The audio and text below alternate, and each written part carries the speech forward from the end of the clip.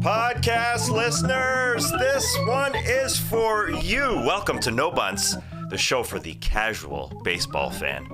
I'm Tas with me here, ready to turn the double play. It's the bearded one, Trey Kirby. Hey-o! Hey-yo! Yeah, slapping the glove. It's a sunny day here in the studio. That's right. We're ready. Making the magic happen over there. It's JD. Hello. What's up, JD? What's up, Tas? Yo, baby. We're ready to go. So ready. Celebrated the Midsummer Classic this week. Love it. There's a lot to celebrate. The home run derby. You dressed like that. We had a good All-Star game. I should say. I say turn two because that's the thing that kind of sticks out in my brain from the All-Star game, that first inning flip behind the back there. A little bit of a web gem. Love to Classic. see a web gem. First inning web gem. That seemed to be like the highest form of baseball we saw last night in the All-Star game. I don't know how often you see a behind-the-back turn at second base, but who was that? Was that Jimenez, I believe, from the Guardians? Maybe made the play there behind second base. That was nice. Really, really nice looking. 4-6-3, baby. We're going 4-6-3 with the three of us today. We're going to celebrate, the All-Star game, the home run derby. Kenny Beecham, king of the fourth quarter, is coming on a little bit later because he got to throw out a first pitch at a White Sox game recently. I'm going to introduce a new segment called What the Hell is This Baseball Stat a little bit later. So we've got a lot going on. So we won't get to the top 5 things in baseball this week, which we introduced last week. And I just bring that up because I want to thank everyone out there for sending in specifically a clip of a baseball field in Finland that's flanked by a river.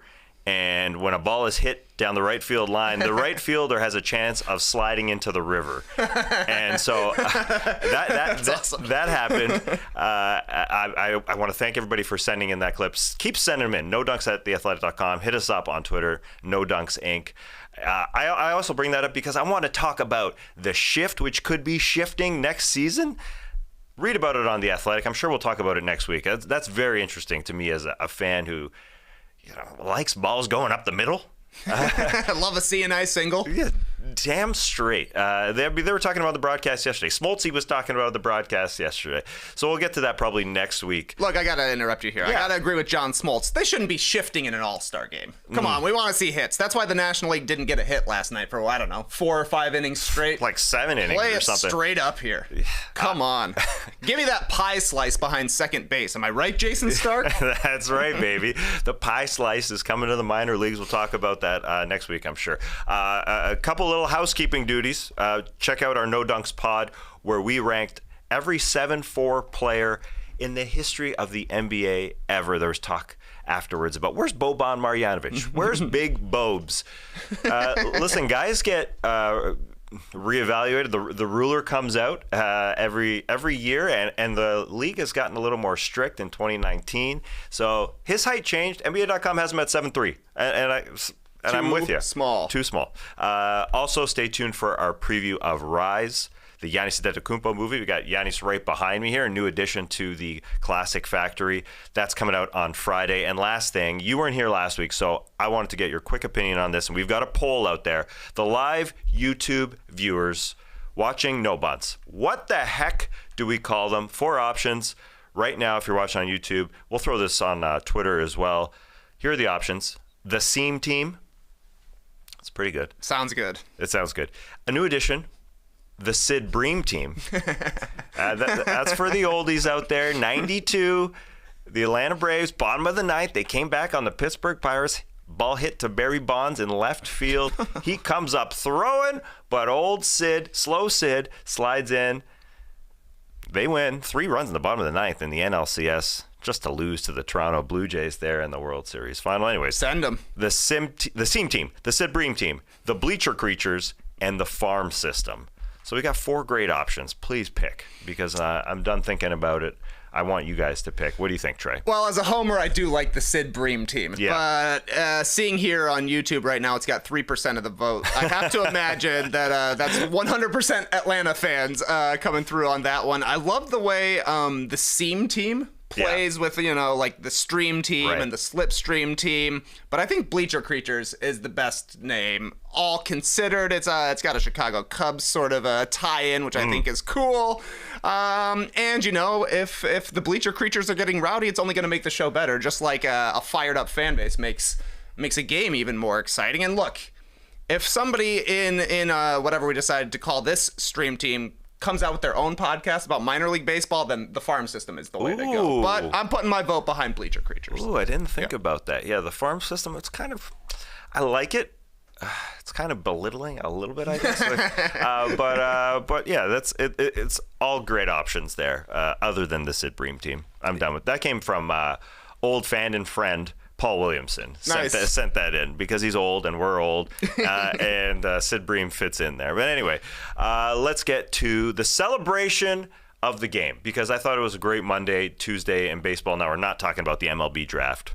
You can read Keith Law on The Athletic about that. I'm not doing that. Congrats to Marquise Grissom Jr. Congrats to Holiday. Congrats to... There's a Marquise Grissom Jr. as well? Yes. Wow. Yes. All right. We're not getting into the Futures game. That's not happening. I did see a great clip from the Futures game. Really? Though. I did. Yeah, there was a shortstop. I forget what his last name was. First name perhaps Mason. Maybe Mason Wynn or something like that. Okay. Threw a ball 100 miles an hour from the shortstop spot. Like on purpose. Because I guess O'Neal Cruz broke like the fastest infield throw or something like that. So this guy said, I'm breaking it. And he whips this thing, man. I mean, 100 miles per hour. Obviously, it's fast. It looks very strange coming from a shortstop. Shades of a young Sean Dunston out there, I would say. I watched these references. Once you told me I was coming on the baseball show this week, so I watched every baseball clip that came through my Twitter feed, including a minor league futures game highlight. You never know. I did see that as well. Yeah. He really crow hops that thing and fires it over. That was a good clip. Okay, but let's start with the home run derby, which was great on Monday night. Just to take you through the format quickly. 8 participants who get introduced, and they're all carrying their weapon of choice up onto the little platform. They each have their bat. I like that. They got metal cleats on this platform thing. I don't know if that's a great idea, but they're professional athletes. They were fine. So it's head-to-head 4 matchups, and then the winners of each match goes on to the semis and then the finals. So quick summary of the matchups. The only rookie all-star did amazing out there. Mariners' Julio Rodríguez took on the Rangers' Corey Seager. Then Braves star Ronald Acuna took on 2-time reigning champ Pete Alonso. The Nats superstar Juan Soto took on Guardians' Jose Ramirez. And the last one, legend Albert Pujols took on Phillies' NL home run leader with 29 right now, the Phillies' Kyle Schwarber. In the end, Juan Soto defeated Julio Rodríguez. So let's get to what we thought of the home run derby. Trey, what was your biggest winner of the entire night? I think there's 2 huge winners from the home run derby. Number one, you got to start with the winner, Juan Soto. Great stuff from Juan Soto, dinging it up left and right. The second youngest derby winner ever, I think by literally a day, to Juan Gonzalez in 1993. And I really liked that Juan Soto won every round of his home run derby victory in extra time. He won it by 1 home run every single time, because I guess if you hit at least 2 440-foot home runs, you get an extra 30 seconds. Plus, they just give you an extra 30 seconds. That was very strange to me. They're like, you get a bonus 30 seconds. Everybody gets it. It's not a bonus. That's just 30 seconds that you get. Nonetheless, if you hit 2 for 440. That was confusing. Yeah, I think it's very funny as well that there was a 440 component tied in here, considering the negotiations with Juan Soto. Just turned down 440. Just turned down 440, and he was going 500 on the regular on Monday night. So that was cool to see. And I also like that, we saw, especially with some of these other hitters, they're looking to pull the ball down the line every single time. He just hits it wherever the pitch is hit, like we mentioned on No Dunks on Monday, that he wanted to set the record for the farthest opposite field home run. I don't know if that actually happened, but he hit a lot of opposite field home runs. They were talking all about the spray chart with Juan Soto. So I thought that was cool to see, especially considering he's in the midst of these contract negotiations. But maybe the real story was Julio Rodríguez, the rookie there for the Mariners. Huge coming out party, hit 81 home runs during the home run derby, 32 in the first round, and it looked like he was hitting the same home run every single time, just a rocket to left left field, lasers every single time. I think he hit 9 straight at one point in the second round. 31 more dingers, eliminated Pete Alonso, which was kind of a shock since he was the back-to-back Jacks champion. Definite credit to Julio Rodríguez's pitcher. They kept highlighting him throughout the night. Just a nice little dart of a chuck, right to where Julio Rodríguez wanted it every single time. That first round he had was very, very special. So to me, Juan Soto won this, and it was an incredible win for him. But maybe the biggest story of the night was everybody finding out about Julio Rodríguez, myself included. I had heard about him on No Bunts last week. I'm like, oh, this guy sounds good. Mm-hmm. And then he went out and made more money finishing second in the home run derby than he'll make for this entire season. That was awesome. Yeah, that is funny. A $750,000 payday just for this night, while he's only getting paid $700K for the entire season. Yeah, I thought he was the winner of the contest, even though he came in second place. It sure looked like he was going to win this thing, as you said. This is so much about the pitcher and just laying it out there, giving you an old meatball. That pitcher, he had it down because he doesn't even stride. He doesn't even, because every round is timed, and so it is really important for the pitcher just to be able to conserve time. No stride, just 4 balls in his hand, sort of like a tennis player. You know, you got 4 balls in your pocket or whatever. I mean, he had 4 in his hand and just really down the pipe, and it was surprising that Julio Rodríguez did not win this thing. 32 in the first round, 31 in the second round, while Juan Soto was spraying it all over the place. It felt like that was almost to his detriment, but it was pretty cool. Soto in the first round, he beat Jose Ramirez with a bat flip at the end. He knew, a lot of the people at home didn't know how many home runs each guy had, but Juan Soto sure knew that he needed one more, and he flipped that frickin' bat. But Julio was phenomenal. The Seattle Mariners superstar. Listen, I'm a casual baseball fan. I've read about him. I know he had a bad April, an incredible May, an incredible June. He had an incredible personality, not only in the home run derby, but then in the All-Star game as well, where he was mic'd up. But I thought it was a terrible start for him. He was the first contestant, and he was talking to his pitcher, and he was speaking in Spanish, and it looked like they had some sort of miscommunication. Then the first pitch, in the dirt. Second pitch, he barely fouled off. And then third pitch, ding, ding, ding, ding. He started ripping him out. He even had Ken Griffey Jr., old Ken, who had won the home run derby twice, taking photos of him. Griffey was there photographing Julio Rodríguez, so that was pretty freaking cool for him. It was a great show for Julio Rodríguez. Yeah, he made his name known. But moving on, let's go to the biggest loser, Trey, from the home run derby. I guess it's a little harsh, but I got a few minor losers for you, just because in general I really enjoyed the home run derby. I thought it was awesome to watch. My minor losers, got to give one to Karl Ravech / ESPN for literal losing here. Losing track of the home runs. We wouldn't see him land in the stands. Sometimes the numbers were off. Just the format of the contest, which we'll get into a little bit later, kind of made it tough to keep track of exactly how many home runs a player would have, and it may have caused some controversy at some point. I'll also give a minor L here to Ronald Acuna's pitcher, Tomas Perez. This isn't a pitching contest, but if it was, he was the most lockdown pitcher out there, working both sides of the plate. A lot of movement on his batting practice pitches, which maybe that's good if you're training during the regular season, but when you're trying to just sock dingers, not ideal. No, he was struggling out there. Yeah, and it was like inside, outside. It sometimes looked like he was literally throwing a breaking ball instead of, when you compare it to the pitches that Julio Rodríguez was seeing, they were just right middle in, belt high every single time, and you could tell it worked out for him. And then the other minor loser I got is Kyle Schwarber, because he may have been eliminated a little bit too early based on the bad counting, but I don't feel too upset about that, and I'm sure he doesn't either, considering he was going up to the plate like, should I try and beat Albert Pujols here? Or should I just let him advance to the second round? So he may have had one home run not counted, which then put Pujols to the second round, but I think it worked out, all things considered. Yeah, well, that was funny because Albert Pujols, the legend, in his final All-Star appearance, he got that legendary entry, and he isn't having an All-Star season, but he got put in there, and then he got put into the home run derby, and after his round, he went before Kyle Schwarber in the opening round of the home run derby. Every single All-Star, which was kind of cool, all the All-Stars, I think, were out there. Like, the entire rosters were out there, and went and congratulated him when Schwarber hadn't even gone to the plate yet. But everybody was like, all right, you're done. I think he had 13.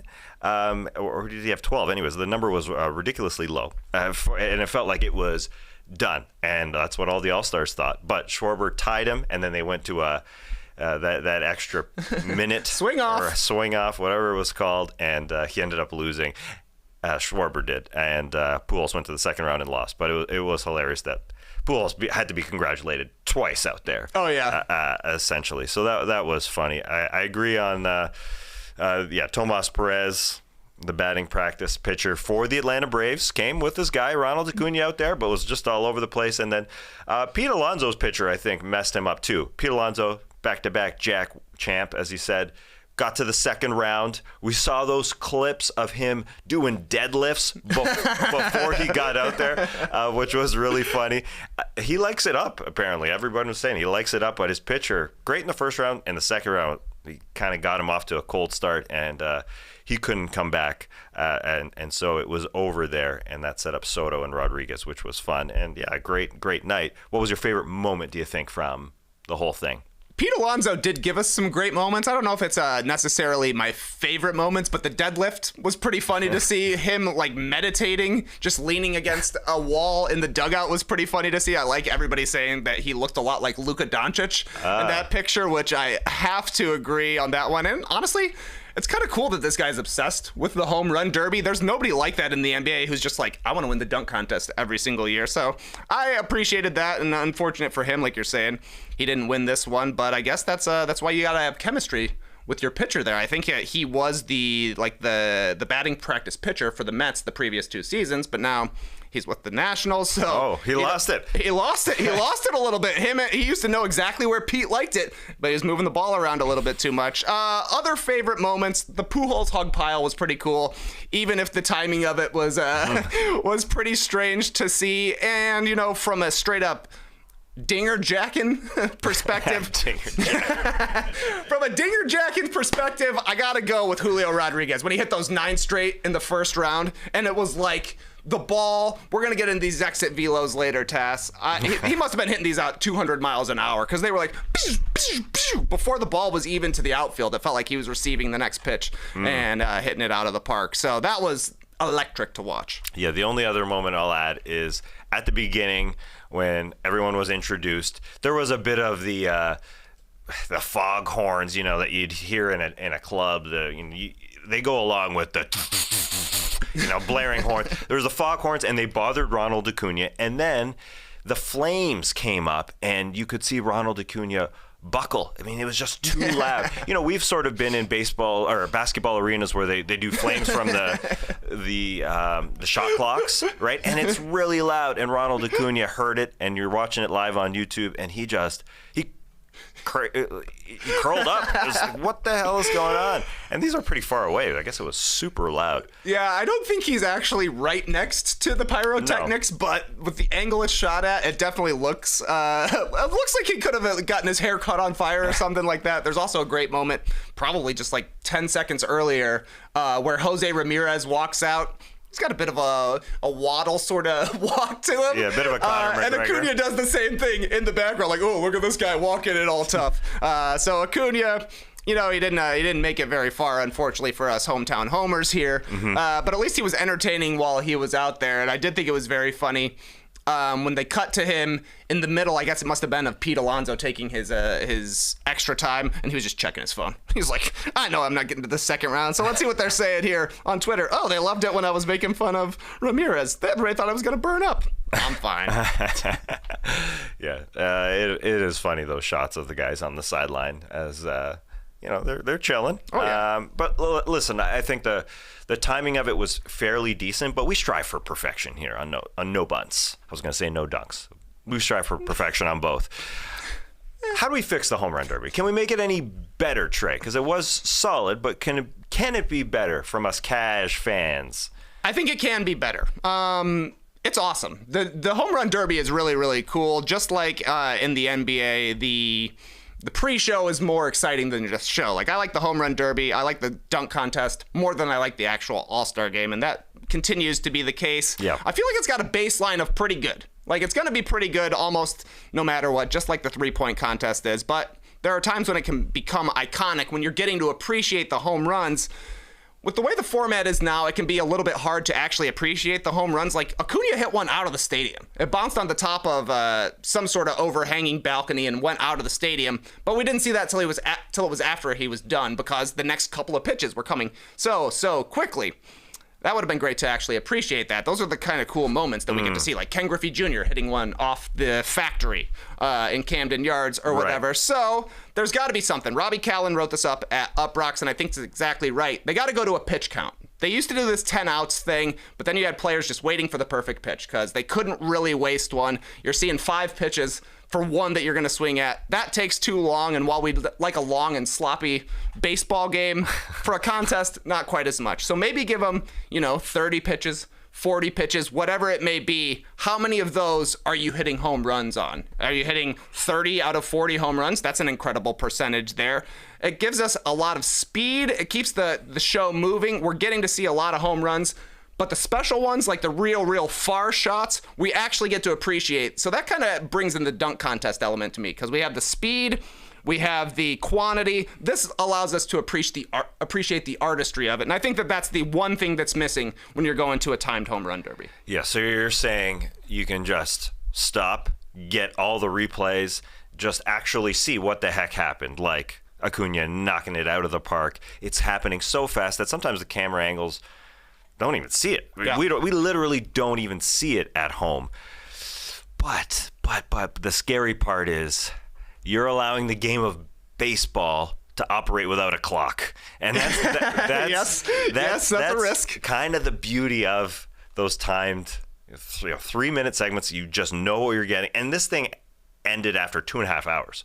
It wasn't short. It was baseball game length. Yeah, right. So I worry about making it even longer. Guys just stepping out, chilling. How? That's true. If it's like 3 minutes, can it be any shorter? I don't think it can be any shorter.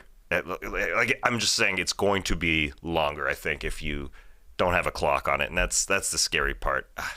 So I don't know. I mean, they used to have it a different way, as you said. Sure. They had 10 balls. 10 outs. That's yeah. Yeah. So it would basically be 10 swings essentially, but guys would just wait, and that didn't work. Yeah, do you mess with it? As you said, it kind of has a really good baseline. It's sort of like the 3-point contest in a way, where it's like good every year.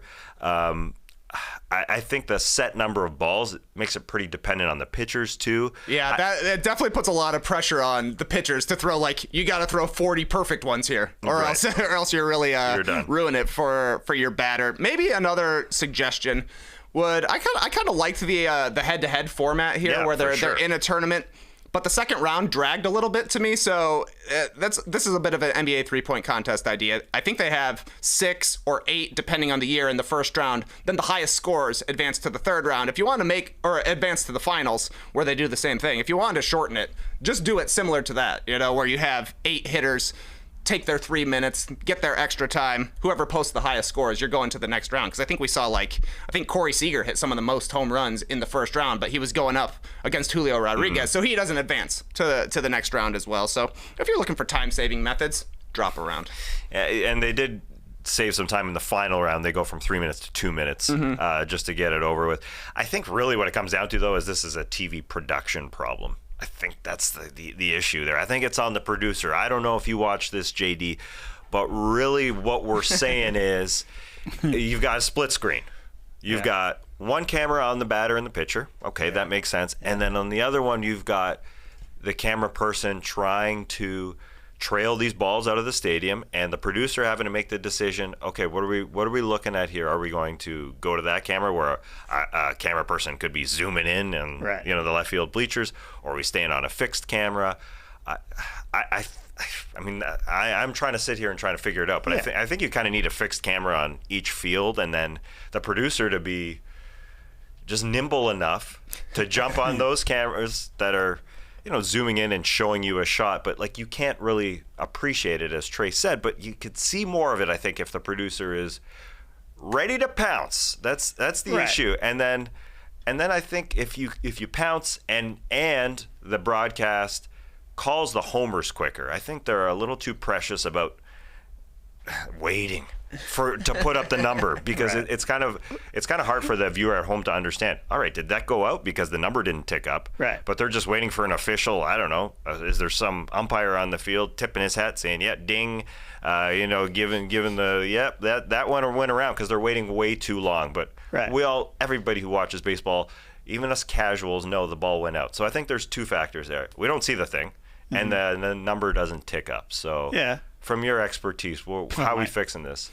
Well, I agree with Trey and I guess Robbie Callan. I think it should be pitches. I didn't watch it, but you're describing to me there are multiple balls in the air sometimes, right? Like a pitch will happen. Close. Yeah, there's at least a second pitch being thrown while the first pitch Right. is still traveling, I would say. Yeah, and that's too much. Like you have some of the best camera people in the game. I mean, and it's hard to follow a baseball. I've shot a Blue Jays game with you in the booth there, Tassie. Oh, right. Yeah. Good call. What? Forgot about that. I was center field camera, and Tas Mellis was calling the game up in the booth Shout at out. an actual Blue Jays game. That's amazing. Shout out to Toronto Metropolitan University. MTU, represent. Wait, is it MU? Is it MTU or TMU? TMU, whatever. You're probably right. I don't know. I don't know. My diploma says another thing. But Another thing. regardless, I mean... I know it's hard. Listen, it's hard, but why do you need a time limit? What else is there happening that night? No, you need a time limit Why? in baseball. Oh, the captain got preempted, JD, the Derek Jeter documentary. They thought they were going to run it right after the home run derby, but then it got pushed back an hour. It was a real Rick Fox happening out Wow. there. You did everyone a favor. Push it back. You need a time limit, JD. No, you do. I guess There was three. But if you're a baseball sicko and all you want to see is sock and dingers, you want to see the pitch, you want to see the hit, and then you just want to see that thing fly. Yeah. And if it ends up outside of the stadium, all the better. You want to see it on camera, and it sounds like you didn't see it. So Yeah, that's unforgivable, really. Yeah, that's why it's number one. Even in a real game, sometimes you don't see balls go out of the stadium just because of, I guess, the dimensions of a baseball field, just where the cameras are. That's why I like the fixed camera angle in each field, and then you got that one camera that can dive. I mean, it's hard. It's hard from the producer's chair, but I just did the quick math. 4 rounds in the first round, 4 matchups, I guess you'd say, in the first round, then 2 and then 1. So quarter semis, finals. There's only 20 minutes. I'm doing the math right. 20 minutes of actual sockin' dingers that end up dragged out to 2.5 hours. No. So 4 3-minute rounds. Oh, there's the extras. There's the extras. Like 32 in the first round plus the extras, right? Because everybody gets 4 minutes. I did the Yeah. math wrong. Yeah. I did the math wrong. Okay, anyway. Nonetheless, Enough there's a math. lot of downtime as well, and you can call a timeout, which I thought was funny. But I like that they kept the timeout nice and quick. 30 seconds. We'll throw in an ad here. You can see a guy adjusting his shirt, tipping his cap. His teammates will come out, pour a little water on him. You're ready to hit again. You gotta have a teammate with the water. I do like all the talk about guys having sore obliques the next day. Even Julio Rodríguez, who's 21 years of age, one of the youngest ever, was talking about being sore in the All-Star game. Speaking about making it quick, let's make this All-Star game chat a little bit quick because we got to get to a couple things. The AL won 3-2. They have now won 9 All-Star games in a row. Dynasty. Haven't lost since 2012. The Yanks, Giancarlo Stanton homered for the AL, and that was followed up by the Twins, Byron Buxton. They went back-to-back. Nice to see that. Stanton was named MVP. But who's your biggest winner from this one, Trey, from the All-Star Game Classic? I've been vacillating on this, Tas. I think I'm actually going to switch my answers here because this was going to be my favorite moment, but I'm changing it to biggest winner.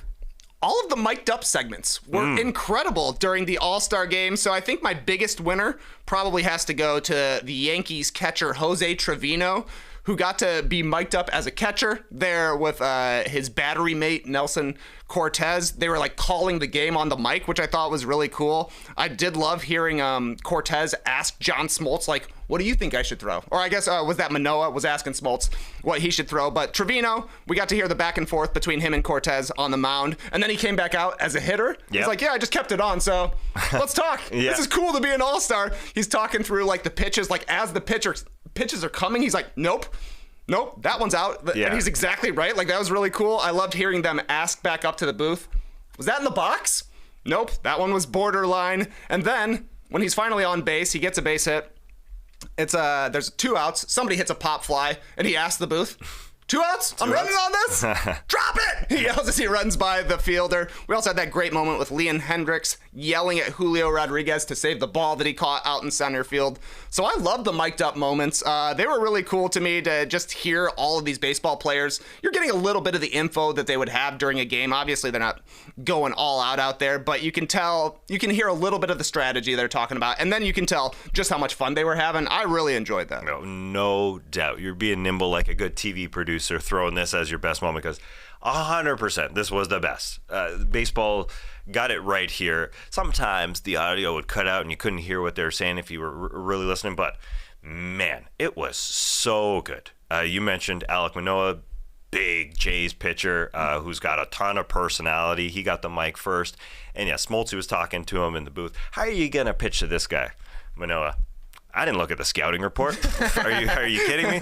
Just going at him. And then, Smoltz asked him, what are you pitching here? He goes, I think he's thinking slider, so I'm going heater. And then there was the moment where Manoah said, what do you think I should pitch him, Smoltzy? What do you think? He goes, Smoltzy goes, back foot slider. And Manoah goes, you're sexy. Oh, sexy. Yeah. And then he hit him. Then he hit the batter with a front foot slider. My bad. But that was so great. And you mentioned Trevino and Nestor Cortez, who is hilarious.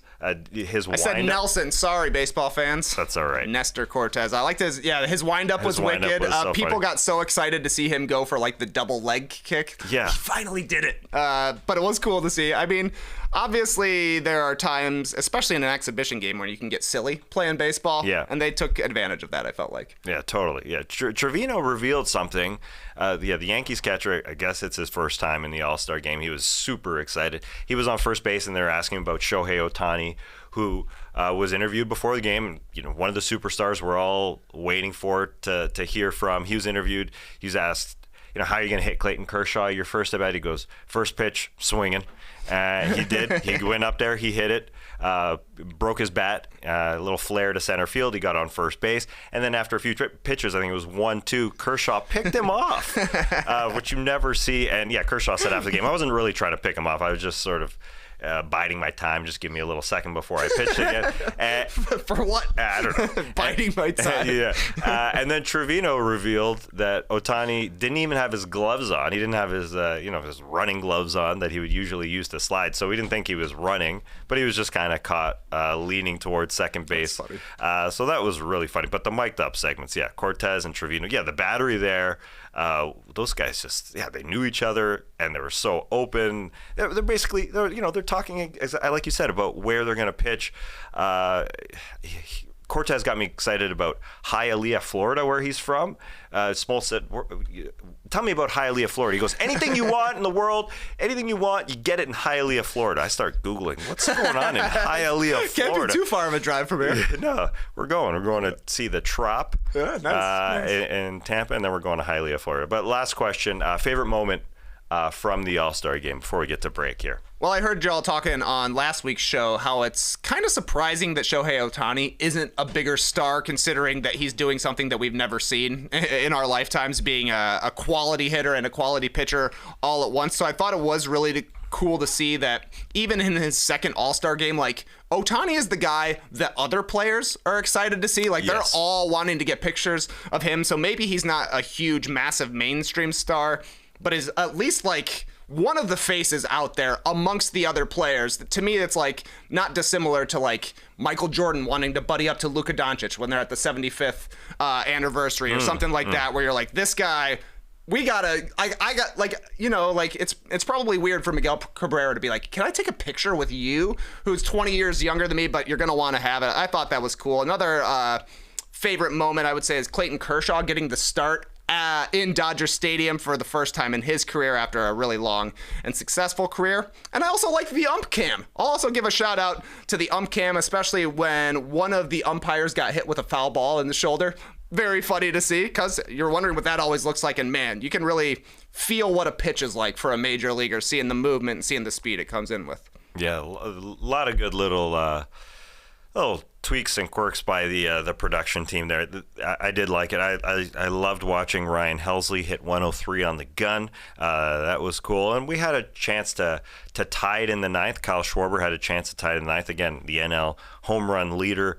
But the Guardians' Emmanuel Clase, that guy was throwing heat. As you said, you could really appreciate how fast things were coming with that ump cam, as the ump got it right square in the mask. A lot of good stuff there. Very, very entertaining game. But I got to ask you before we go, the jerseys. What'd you think? The NL was wearing white. The AL was wearing dark gray, and then the team's name was on the front in gold. So they each had their own team on the front of their jerseys. But I guess I'm leading you here. But is that enough? People want to see the players in their real jerseys, right? Exactly. That's what everybody was asking. But for me, I would say it was a 50-50 success rate. I love the white and gold. I think it looked awesome, especially I thought the Dodgers in particular, their players like Kershaw and Freddie Freeman, like they looked the coolest with that gold Dodger script. I think that looked great. The dark gray and gold didn't work quite as well to me. I'm kind of sad for Major League Baseball that they've embraced the dark gray over the lighter gray, which we've seen for years and years. I think the lighter gray looks better. I would have liked to see them really go a little bit more LA with the logos. Like they've got an NL on the National League helmets. They've got an AL on the American League helmets. You could easily flip those to look like the LA Dodgers LA logo, like put an N and an L on there, and then you're kind of honoring the city as well. So I know that most baseball fans prefer to see players in their own jerseys, which I do think is a cool look. But to me, at least the white and gold looked good, and I think they could have done a little bit better with the dark gray and gold. But at least their All-Star jerseys looked good. If they're not going to be wearing exactly what the fans want. I hear you. They did look good. Yeah. I think it does promote the game a little bit more if you're in your own team jerseys. I think that really helps. Like for instance, Shane McClanahan started for the AL. He's a Tampa Bay Ray. I'm sure everybody wanted Ohtani out there if you're a casual baseball fan. But, McClanahan got the start. Ohtani didn't want to pitch. It helps to see him in a Rays uniform. Sure. I know they want to sell jerseys. I get it. But I don't know if it's good for the long term of the game to get people excited. As I said, Ryan Helsley hit 103 on the gun. These guys are coming in so quickly in a baseball game. They're in the field. You don't even know that they're entering the game. I think it helps just to have their jerseys out there. But I did like a lot of the players throwing out the accents, like our Ronald Acuna here. The gold, he had I think the elbow pad and the cleats looked great. Guys, actually, this doesn't happen in the NBA, I guess, because it's against uniform rules, but like Giancarlo Stanton had, I think, the New York skyline on his arm sleeve, like cool stuff like that. So baseball players are cool. Baseball players are cool. That's all I want to say. Yeah, they got there's some cool baseball looks out there for sure, and I think they're getting better as time goes on, as the uniforms get baggier, the looks get cooler. My major criticism on the general outfits, the uniforms they were wearing, I didn't like the mesh hats. Like this is the biggest showcase of the year. Give us the full 5950 with the wool in the back as well. It looks a little batting practice. I understand it for the home run derby, it's a kind of laid back affair, but this is supposed to be mimicking a real game. Give us the real hats. Yeah, that's actually funny you say that, because I saw it and it's something felt off about it, and that's what it is. It feels like a batting practice hat, but they're trying to sell hats, I guess. I'm sure they're trying to sell hats. The mesh hats are hot right now. So is planet Earth. So I can understand it. It looked pretty hot, and at least in the home run derby, like there was nobody hanging out in the sunlight while it was out there. All of the players were like right on the edge of where the shade started. But I could see myself wearing in Atlanta Acuna hat, you know, with the mesh in the back, the little star on the side. I thought they looked all right, but I mean, they just looked so much more official when it's full wool. Totally. You know, I feel bad that I laughed at you saying the earth is hot as well, but you have to laugh because otherwise we're just going to burn. Anyway, it's a very, very, very good point there. Yeah, let's go official, man. Let's go official. But it was a good time watching both nights of the Home Run Derby and the All-Star Game. I thought they did put on a good show, especially in Dodger Stadium. The mountains in the background as they ding balls out of there. It's scenic. It is so scenic. Actually, our next guest, Kenny Beecham, talked about a scenic stadium that he recently went to. So after this break, we'll get Kenny Beecham on here. He'll tell us not only about throwing out the first pitch, but also how it felt to hold hundreds of thousands of dollars in his hand. We'll be right back. Need to supercharge your hiring? You need a super hiring partner. You need Indeed. Indeed is the hiring platform where you can attract, interview, and hire all in one place. Instead of spending hours on multiple job sites searching for candidates with the right skills, Indeed's a powerful hiring partner that can help you do it all. Find great talent faster through time-saving tools like Indeed Instant Match, assessments, and virtual interviews. One of the things I love about Indeed is that it makes it easy to start hiring. In fact, it takes 10 minutes or less for most SMB employers to post a job according to Indeed data. And Indeed they do the hard work for you. Thank you. When you pay to post a job, Instant Match shows you candidates whose resumes on Indeed fit your description immediately after you post so you can hire faster. Indeed has such great talent too. In fact, 3 out of 4 of US online job seekers search for jobs on Indeed each month, according to ComScore. Even better, Indeed's the only job site where you only pay for applications that meet your must-have requirements. Indeed is an unbelievably powerful hiring partner. You know, if I was making a tag team, I think Indeed would be in my corner because they deliver 4 times more hires than all other job sites combined, according to Talent Nest in 2019. Join more than 3 million businesses worldwide that use Indeed to hire great talent fast. Start hiring now with a $75 sponsored job credit to upgrade your job post at Indeed.com/NoDunks. This offer, good for a limited time. Claim your $75 credit now at Indeed.com/NoDunks. Indeed.com/NoDunks. You know, this is my favorite line. Terms and conditions apply. Need to hire? Well, you need Indeed. Welcome back to No Bunts. Excited to welcome in someone who always makes me feel like I should be doing more because he's always doing a lot. King of the fourth quarter, Kenny Beecham. Kenny, thanks so much for coming on No Bunts. Appreciate it. Thank you for having me. This is my first baseball appearance in a long time, so I'm excited to be here, man. I think No Bunts is the perfect name. I was Team Farm System when it comes to the viewers. I wanted to ask you about that. Yeah. I love that. System. And hold on. There's excited. another one. There's another one, Kenny. There's another one. Another one has entered the fray. The Sid Bream team. Now, that's for old guys. Okay, that's before my time. Yeah. I'm not too familiar with that name. Okay. So the farm system, the Seam team, the Bleacher Creatures, the Sid Bream team. You're with the farm system. All right. I'm with the farm system. Definitely with the farm system. So you said it's the first baseball show you've been on in a long time. What did you go on? No, when I said appearance. So I'm thinking about Little League baseball. You know, I used to be the closer back in the day. When I used to play. So that was my last appearance was like when I was 13 years old or so. So I'm coming in relief right now on No Bunts. Well, you're a pitcher, and you got to be on the Chicago White Sox field throwing out a first pitch. That is amazing. I want to hear all about this. How did it come about, Kenny? So I'm extremely lucky that the teams in the Chicagoland area just like working with me at the end of the day, right? Believe it or not, there's not a lot of sports creators that are in the state of Illinois. Mm-hmm. So me being a diehard Bulls fan, being a diehard White Sox fan, anytime they have an opportunity, they usually hit me up.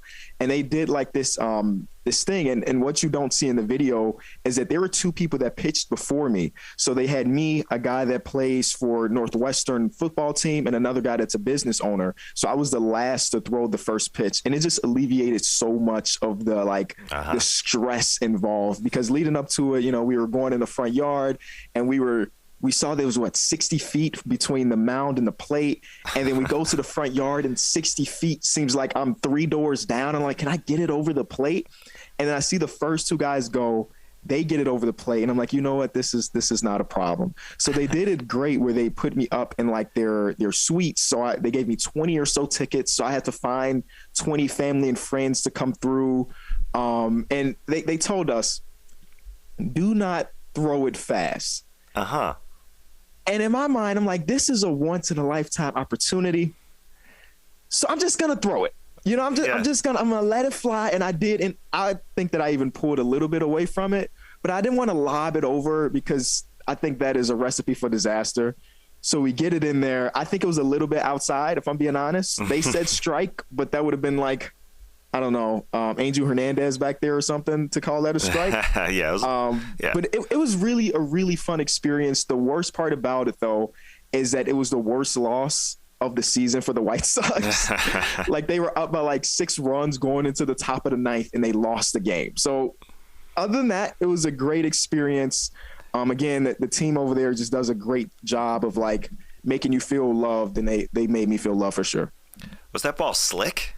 It looked like it hadn't been rubbed in the dirt at all. It wasn't in the special mud. It was straight out of the packaging. And they let me keep it, which was dope. And they had Southpaw, who was the mascot of the White Sox, be the catcher.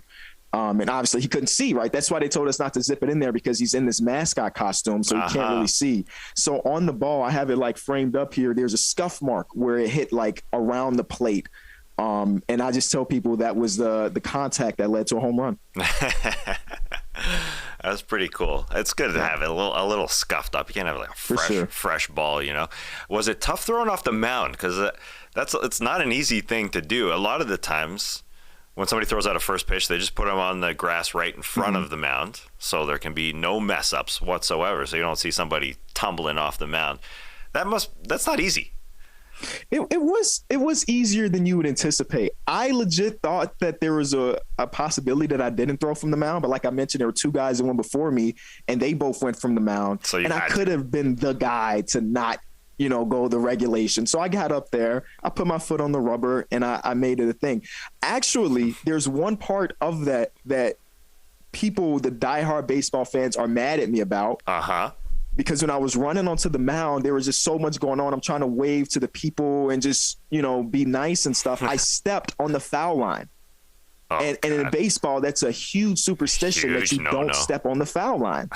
And I didn't realize, I knew that superstition growing up, and I didn't do it growing up. But in the moment, I didn't think about it. No. I'm trying to just look to the crowd and wave to them. I didn't notice where my feet were.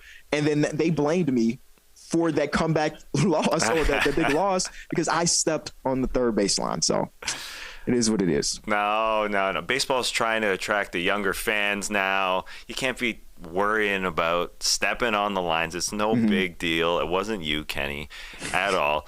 No worries. That's cool. And so I'm sure your fans loved, other than you stepping on the line, that you got to throw the first pitch. Yeah, it was a big moment within the community. Because I would say, so growing up, I was a huge baseball fan. I was around for the 2005 championship here in Chicago. It was great. Watched it with my pops. But as I started to grow older, my love for baseball fell out. And I think everybody has a similar story.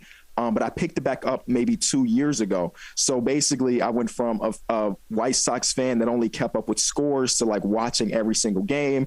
And then we have the whole YouTube channel where I do exclusive baseball stuff. So in just 2 years, I went from basically knowing nothing about baseball to being basically back to a diehard fan and throwing out the first pitch. So, everything became really, really full circle. Yeah, and you're the perfect guest for No Bunts for that reason, because we're all sort of used to be diehards and then jumping back on the bandwagon. And I think you probably appreciate this because number one is basketball, for both of us. But I think you can still maintain that fandom with baseball that you can't really do with basketball, because you're so in it. And I bring that up because one of the reasons I appreciate you, I respect you, because on your Twitter account, your baseball Twitter account, even though you got to throw out a first pitch, the bio line reads, casual baseball fan waiting for La Russa to be fired, the White Sox head coach, or the White Sox manager. I'm in basketball mode. So I make that mistake all the time. Yeah, the manager wears the uniform. It's a very different sport. The White Sox are so interesting because, they've got the highest salary in the game.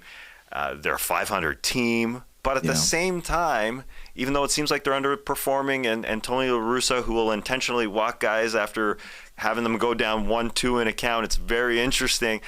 They still have a great shot at making the postseason. Fangraphs, the baseball site, has them at 54%, which is wild because they've got such an easy schedule coming up. So do you think they should go the way of, like, the Phillies fired Joe Girardi?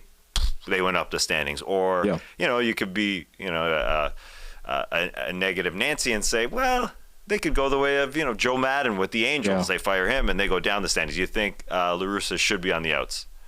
I do believe so, but like you said, there's two faces of this coin, right? We could become the Phillies or we could become the Angels. I still do believe I'm team fire La Russa, even though right now, going into the break, the guys started to look like a real baseball team again, which is great.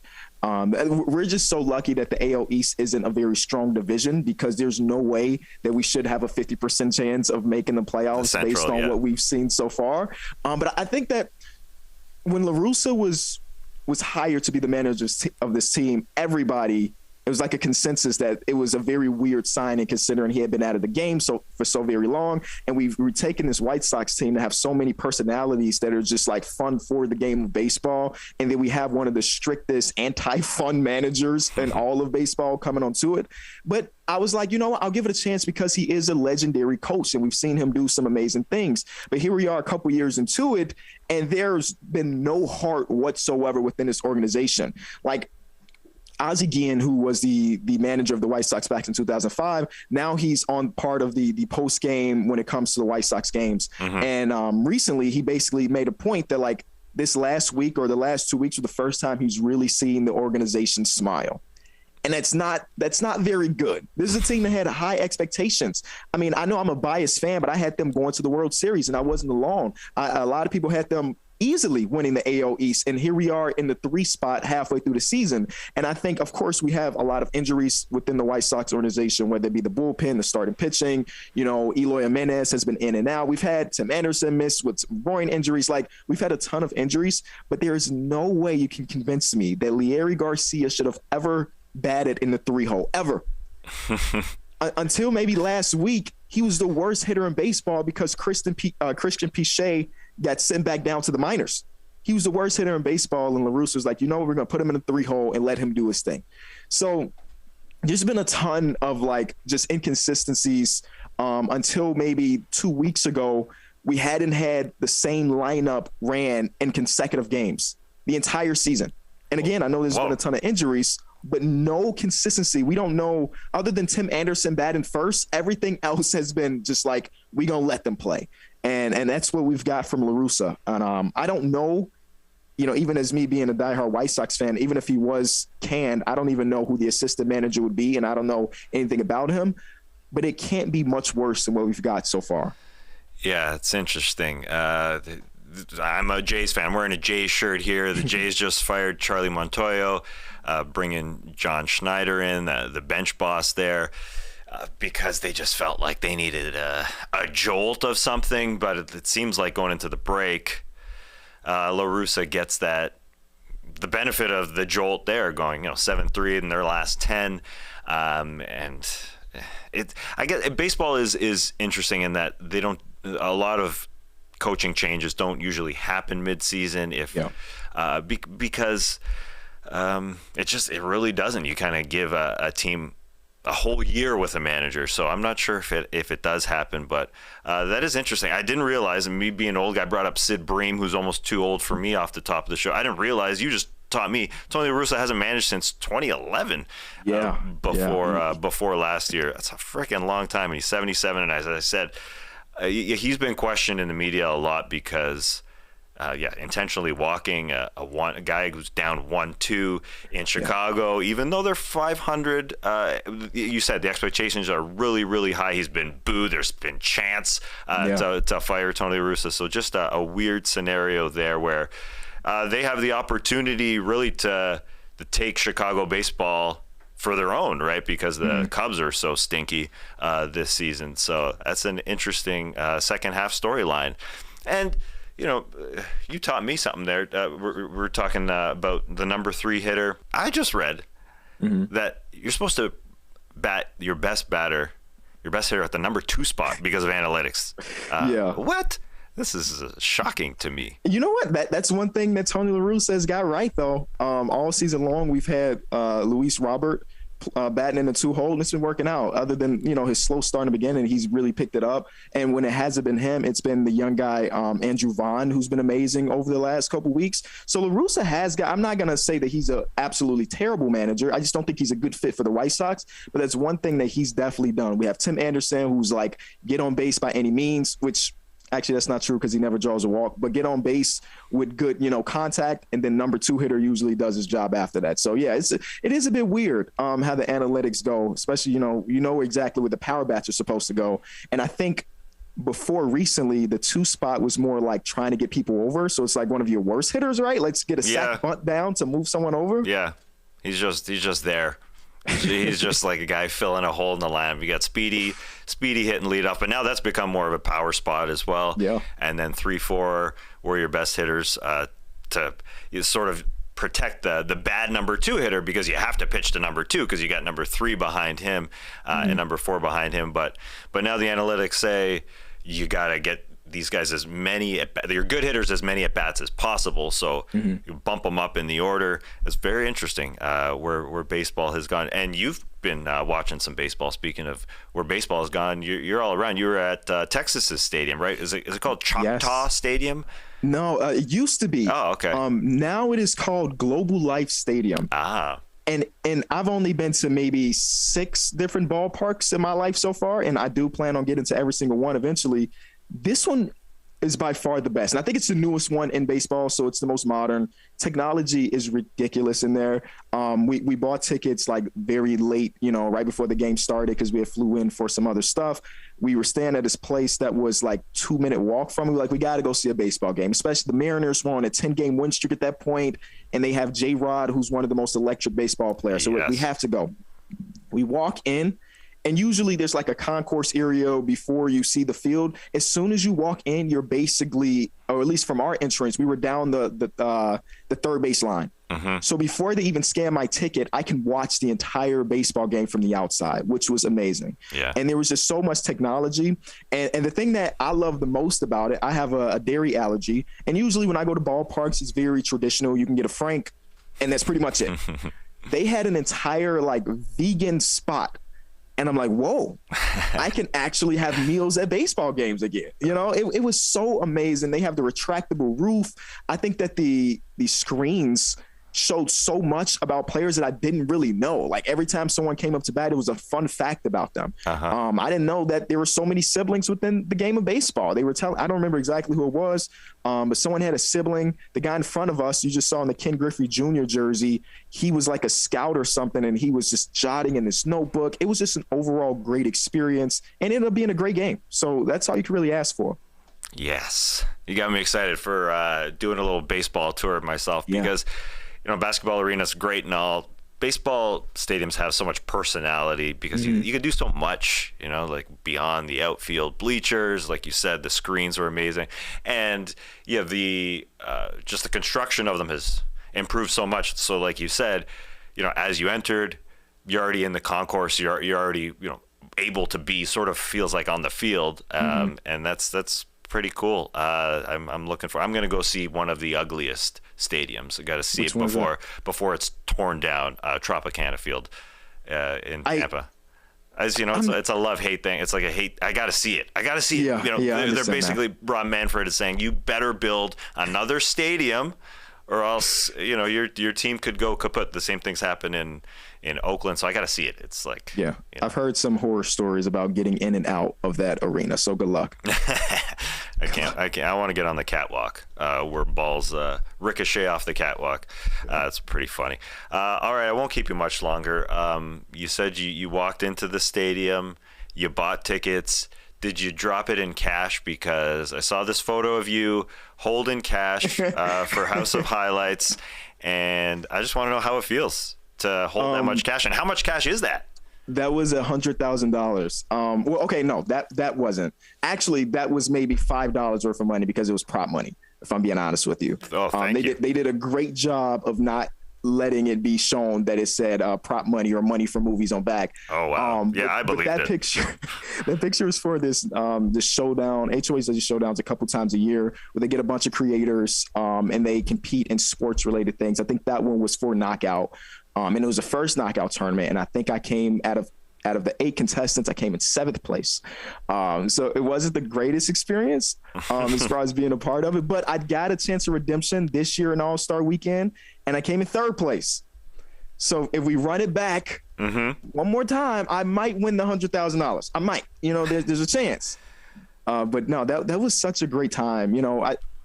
I always love talking to other people within the industry of creation or in the industry of just sports in general. I always get so motivated. Even talking to you right now with No Bunts got me motivated to get back to work, So just being in a place like that where 7 other creators that have a lot audiences larger than mine, just chopping it up about all things creation was great. Well, Kenny, I won't take more of your time. I'm sure you've got some video in your brain that you got to get down and do because you're always working. Check out Kenny's baseball channel, his basketball channel, King of the Fourth Quarter. Find him everywhere. And I didn't say congrats on the little girl, by the way, since we haven't talked to you since you had your baby girl. Congrats, Thank Kenny. you so much. Yeah. Thank you so much, Taz. All right. Appreciate the time, Kenny. See you. All right. Coming up, more of No Bunts. Don't go anywhere. This is the time of year my Helix mattress pays off, when it's blazing out. And I sleep hot, so this works out well, because I just came back from a few sweaty 100-degree days in Vegas to hot Atlanta, and that first sleep on my Helix mattress, oh, God, yeah. That Helix mattress that is designed to keep the body cool made me feel so great. My alarm woke me up, and the first time since Vegas, when I were waking up every 5 minutes, it just felt so good. I slept so well. Helix Sleep has a quiz that takes just 2 minutes to complete and matches your body type and sleep preferences to the perfect mattress for you, like my Midnight Luxe model. Why would you buy a mattress made for someone else? With Helix, you're getting a mattress that will be perfect for the way you sleep, like if you're a hot boy like me. They've got soft, medium, and firm mattresses great for spine alignment to prevent morning aches and pains, and even a Helix Plus mattress for plus-sized sleepers. So, if you're looking for a mattress, you take the quiz, you order the mattress that you're matched to, and the mattress comes right to your door, shipped for free. You don't ever need to go to a mattress store again. The home delivery was so easy. And you get to try it out for 100 nights, risk-free. They'll even pick it up for you if you don't love it, but you will, as we have here in the No Dunks office. Helix even has financing options and flexible payment plans, so great night's sleep is never far away. 12,000 5-star reviews, the #1 best overall pick by GQ and Wired magazine in 2020. They do it all. Helix is offering up to $200 off all mattress orders and 2 free pillows for our listeners at helixsleep.com/nodunks. Yeah, speaking of Helix, I couldn't get off. Welcome back to No Bunts. Woo! That felt good. There are a lot of baseball stats out there. Like, a lot of them. So many. So I decided let's try and explain a few of them. We're going to start real simple. Real simple. In a segment we call, What the Hell is This Baseball Stat?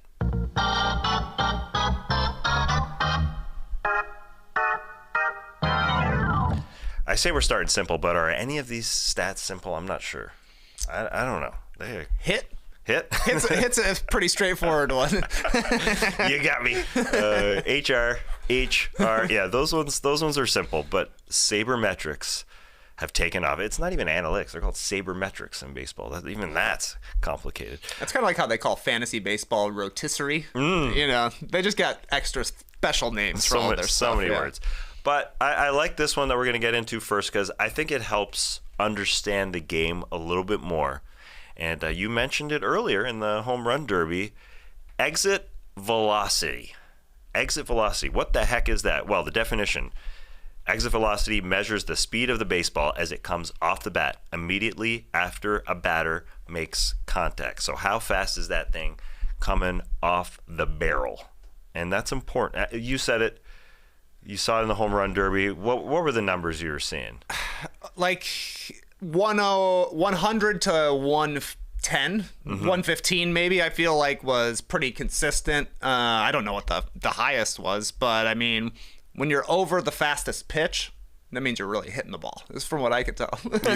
You're doing a good job of using the physics, the speed of the ball coming in. I remember that's what I was taught playing baseball. Like, you don't need to throw all your weight into it. Use the momentum. Use that velocity to hit it out. I mean, I think it's important because, not to bring up old baseball stories, but I think there's a practical use when you're watching a game. You can see guys who are just lining out directly to players all over the field, and they don't reap the rewards of an H, of a hit, or whatever. Their average isn't good, but if you measure their exit velocity of how hard they're hitting the ball, that can tell you that they are still, hitting it on the nose. They're barreling it, as they say in Major League Baseball. They're doing a good job, and they will break out of their slump of hitting it directly to guys. So I think that's where exit velocity actually does make some sense. It's used in scouting a lot, apparently. Sure. Guys who, obviously hit very, very well. I think you have to be a very brief Google search showed me that, like, if you're going to play Division I baseball, you got to have a 90 velo. Oh, you better have some high velos.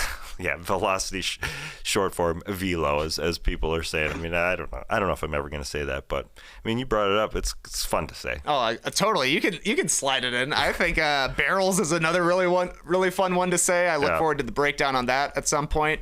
Kenny mentioned Christian Pache got sent down. I didn't know that happened. He had a lot of promise here when he was playing with Atlanta. Obviously, part of the Matt Olson trade. I was scrolling through his stats over on Baseball Reference and saw hard hit percentage. I have to imagine that exit velos are factoring into the hard hit percentages because they're getting pretty granular with this. But you want your hard hit percentages to be very high. You want your exit velos to be high because it's just harder to get a glove on them. Yeah, the hard hit rate that also came up cool. in my research. Mookie Betts' hard hit rate this year is 46.2. That sounds pretty good. So one of every two balls, essentially, he's hitting hard. Yeah, and that includes like every out, line outs, every ground out, every pop out. So that, and obviously his average is one of every three or whatever it is. He's batting 300. I don't even know his average, but the fact is that he's hitting one of every two balls hard. That means he's good. That means he is good, Trey. That's what I've learned. Hit it hard and hit them where they ain't. And hit them where they ain't. But if you're hitting them where they are, you can tell that you're doing all right because your velo's good. Maybe. At least I'm striking the ball well. At least you're striking the ball, striking it well. Do they say that in baseball? I know that's a golf term. That sounded golfy. Ball striking for sure. That happened. that was ball striking. I went to Topgolf recently. I was not striking the ball well. It's good though. Back-to-back weeks, we've had terms that we thought were baseball terms, but they're golf terms. Like Skeet said, leader in the clubhouse. As a baseball term, there's a clubhouse in baseball, but the leader in the clubhouse is, it's like you on no breaks.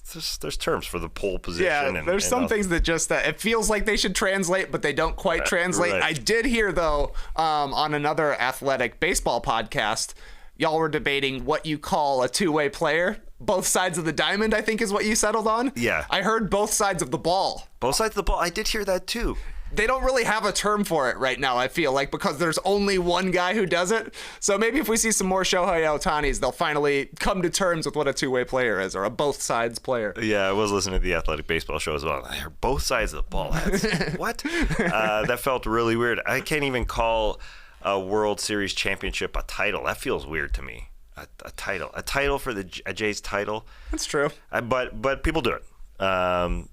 I'm just out of practice. Definitely, yeah, you're right. It's it's kind of like in the NHL, they call it winning the Stanley Cup. They don't call it winning the NHL championship, right? But nobody, I mean, you'll hear winning the Larry O'Brien, but that's certainly more slang, I feel like, than the general term for it. So, yeah, winning a World Series sounds great. It does sound great. It's a World Series.